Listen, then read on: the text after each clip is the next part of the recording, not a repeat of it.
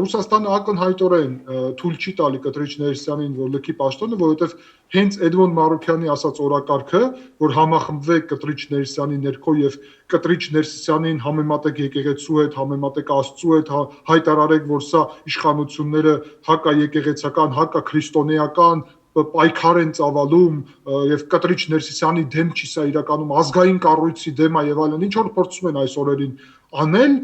այդ առումով ուզում են ընտրությունների գնալ, որովհետև տեսնում են, որ դա կարող է լինի միակ հնարավորությունը, որ համախմբեն հանրության մասը եւ այդ համախմբման հետևանքով կարողանան իշխանությունին վերադառնալ եւ դրա համար օգտագործում է բոլոր ձևի գործակալները տարբեր, հա, մենք տեսնում ենք մեր ձևով ինչպես է գործում Արման Թաթոյան, Էդմոն Մարուքյանը, որոնք կարծես մի փոքր ուրիշ ձևի ռետորաբանություն ունեն կլասիկ այսպես ասած գործակալական ցանցը իդեմս Ռոբերտ Քոչարյանի, Սերժ Սարգսյանի եւ Դաշնակցության ուժերի